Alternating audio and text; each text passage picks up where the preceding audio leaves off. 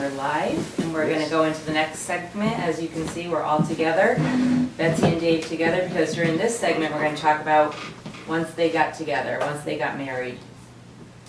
So who wants to start? Mom, you want to tell us about maybe the courtship and the marriage in the early years?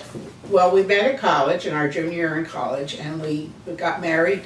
We graduated in '60 and got married in December 2nd, 1961. We had a beautiful wedding, over 200 people. We were married at St. Joseph's Church in New Haven. We had 5 attendants, gals and guys, and we had a wonderful day. It was just a fabulous day. And then we went on our honeymoon. We went to Washington, D.C. because Dave hadn't even started his job yet at Bixby. He was starting the Monday after we got home from our honeymoon. So we had no money, but we had a great time in Washington, and everything in Washington is free, as you know.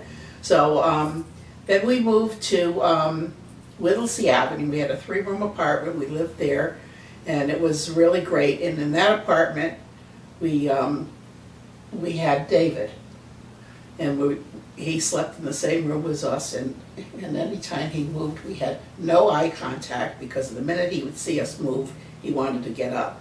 So we had that little apartment, and we had a lot of fun in that apartment. And then from there, we moved to Foothill Road, and at Foothill Road, we had Libby. And she was born in, David was born in '64, and Libby was born in '66. And so those were happy days. We built our own home on an 1.5 acres of land in Northford. It was really a farm town. Everybody knew everybody. So did you general contract that? Did you supervise the building of that, or how did that work out? I basically was the general contractor. It was sort of I believe it was called an arbor home, which was like a it's not a prefab kind of? Not a prefab, but what they call the pre-cut. We selected a basic colonial 3-bedroom, 7-room, 1-car garage, and we had someone, they did the basic construction, and then we had various subs to do, lined up various subs to do all the other work. And so that was built on that piece of land, nice piece of land out in the woods, and that section of Northford was a great little section, a little bit away from things, but also quite close to everything. And during that time, you were at Bixby. My career was at Bixby. It was a local-sized CPA firm, about 30 people over the years, and just general practice of public accounting, tax, a lot of tax services, certain audit work, whatever. I spent 40 years at Bixby. Early on I became a CPA, and a couple of years later I became a partner. And at the time it was deemed appropriate that all partners should have as many social connections as possible. So I got the membership at the club, New Haven Country Club, which is a great old club, and the firm paid for that. At a certain point, there was another club down the shoreline in Old Lyme called the Blackhall Club. I had a membership there, and of course my connection with golf over the years. Ultimately, there's a worldwide club called the Royal and Ancient Golf Club of St. Andrews, which is in Scotland. And I have an overseas membership at what they call the R&A. That's the oldest club in the world. The club is 260 years old.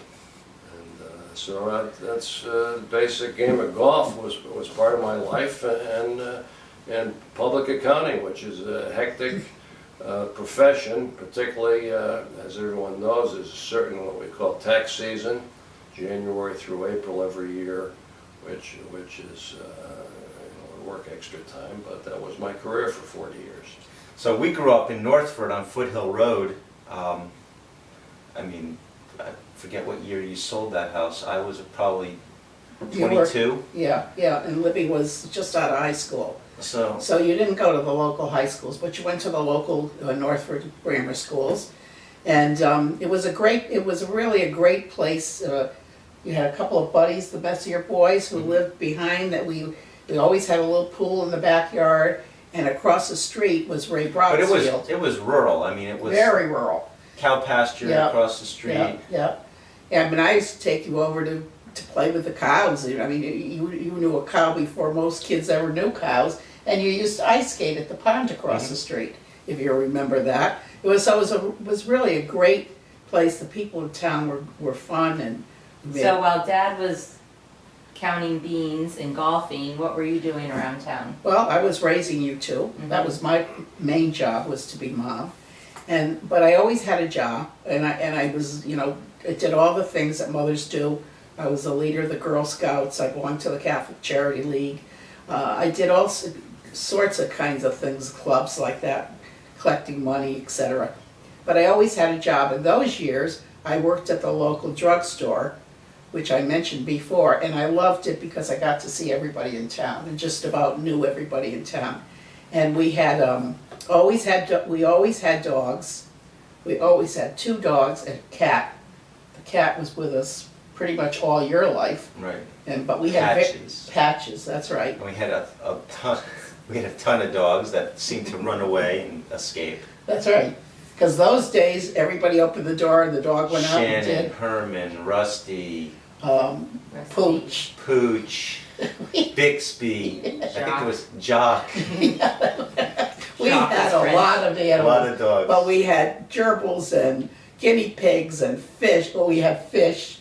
We had a bird one time, but we had everything that had feet and could breathe. We had. So after I had finished college. Were you probably still at PC?